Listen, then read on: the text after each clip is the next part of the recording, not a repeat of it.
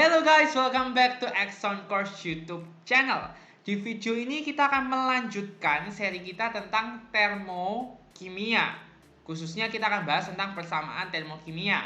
Tapi sebelumnya aku mau ajak kalian semua jangan lupa buat subscribe YouTube channel dari Exxon Course biar kalian dapat notifikasi tentang video-video terbaru dari Exxon Course. Oke, let's go back to the laptop. Jadi kita akan bahas tentang persamaan termokimia. Apa sih persamaan termokimia? Persamaan termokimia adalah persamaan reaksi yang mengikutsertakan perubahan entalpinya. Apa itu perubahan entalpi? Perubahan entalpi adalah delta H. Untuk lebih jelasnya kalian bisa tonton video sebelumnya. Jadi contohnya seperti ini ya. Ada sebuah reaksi pembakaran 1 mol etuna.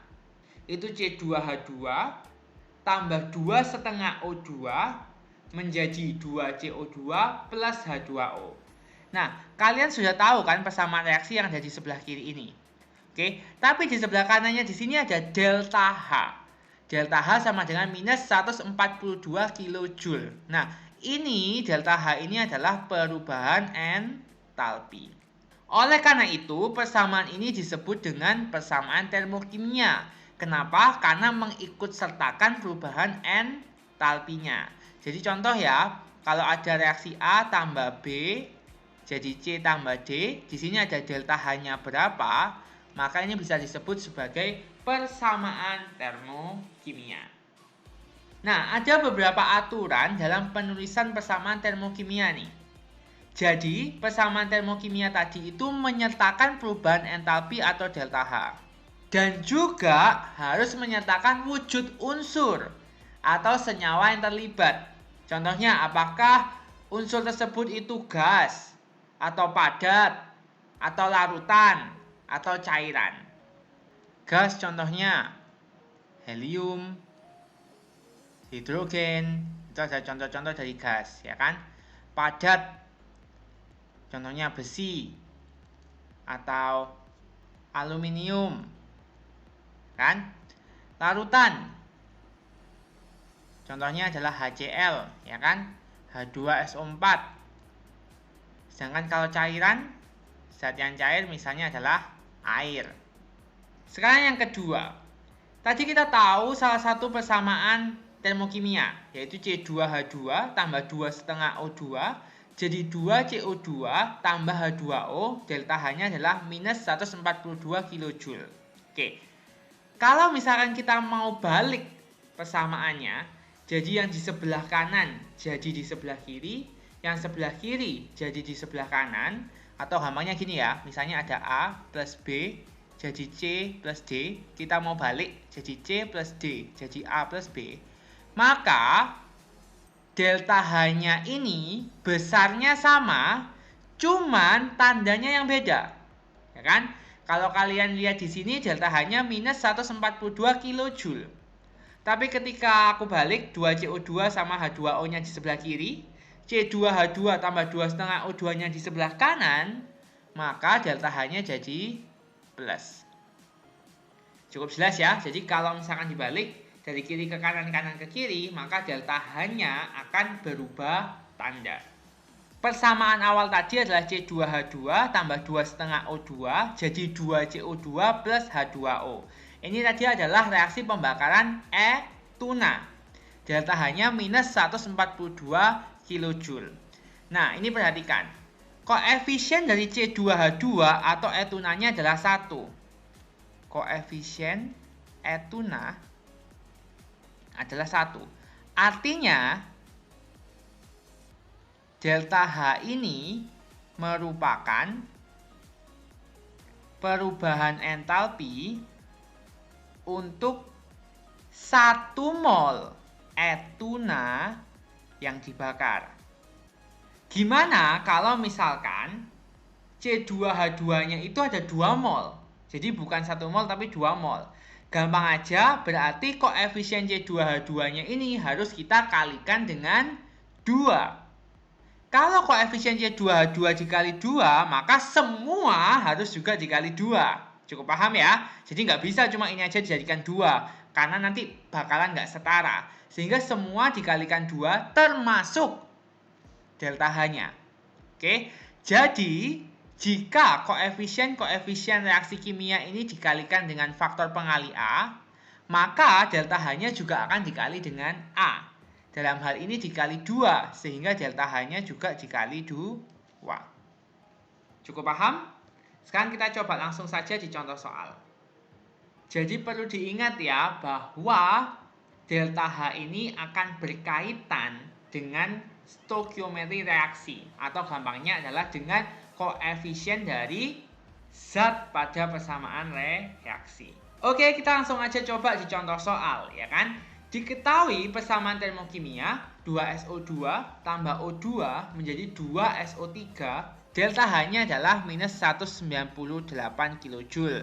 Nah, dari persamaan termokimia ini kita tahu bahwa ini adalah reaksi eksoterm, karena delta H-nya negatif.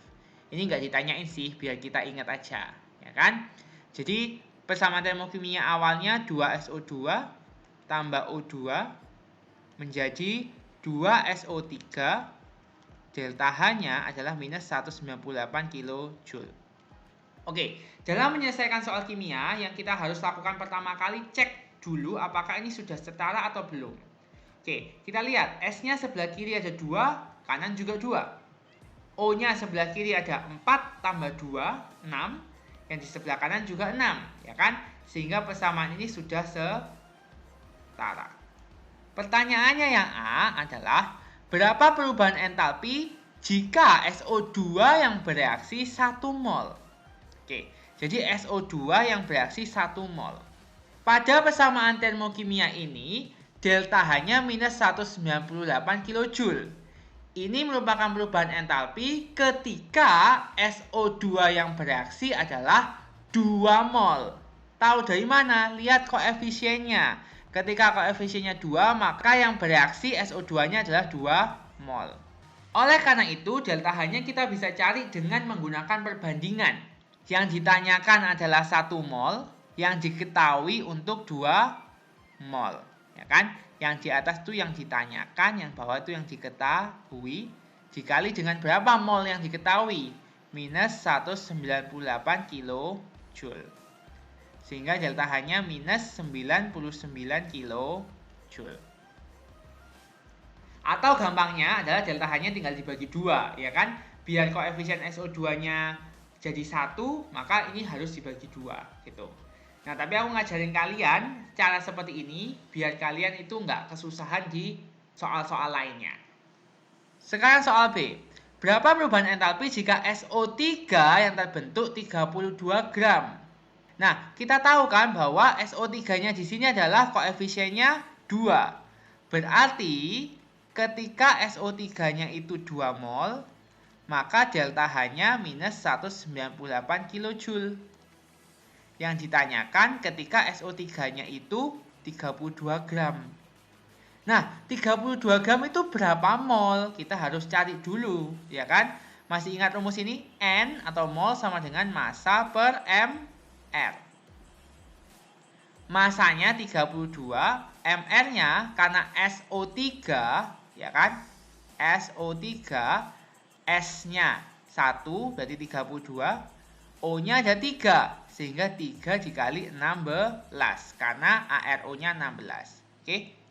32 dibagi 32 ditambah 16 kali 3, 48. Ini adalah 32 per 80. Kita bisa bagi 4. Ini 8 bagi 4, 20.